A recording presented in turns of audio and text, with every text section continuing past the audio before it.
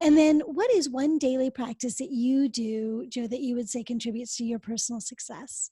Um, I'm gonna leave it on the wall, but I got these sticky notes here,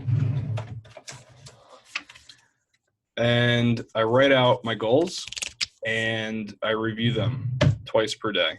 Mm, And by doing that, that's like my goal. I'm looking at it right now. It says $10,000 per month in passive rental income by September 2016. So this is a few years ago, and that goal that I wrote, I guess that was over 3 years ago, or just about, um, is what inspired me every single day. Whether things are easy or things are tough in life, and when you get punched in the face and get kicked on the ground, you get back up.